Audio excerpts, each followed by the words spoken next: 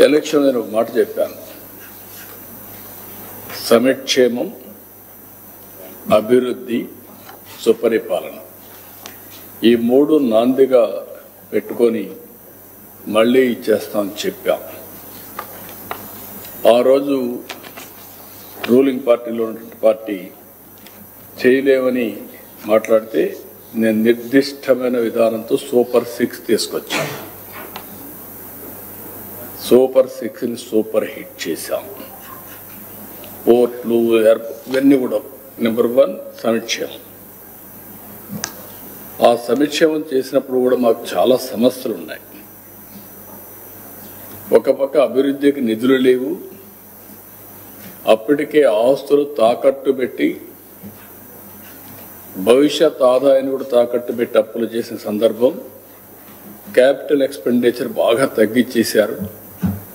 Capital expenditure తగ్గించేసిన దానివల్ల అభివృద్ధి ఆగిపోయింది, ఆదాయం కూడా తగ్గిపోయే పరిస్థితికి వచ్చింది, గణనీయంగా తగ్గే పరిస్థితి కూడా వచ్చింది. అవి కూడా నేను చూపిస్తాను. అక్కడి నుంచి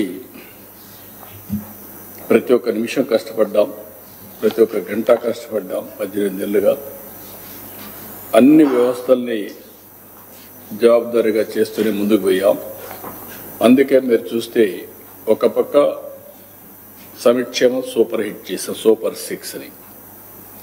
ఇంకొక పక్క అభివృద్ధి కోసం long term, short term, medium term sustainability కోసం క్యాపిటల్ ఎక్స్పెండిచర్ గణనీయంగా పెంచాం. రోడ్లు, పోర్ట్లు, ఇరిగేషన్, ఎయిర్పోర్ట్స్ ఇవన్నిటిపైన ఎక్స్పెండిచర్ బాగా పెంచాం. అదే సమయంలో సుపరిపాలన, టెక్నాలజీ పర్ఫెక్ట్గా వాడుతున్నాం.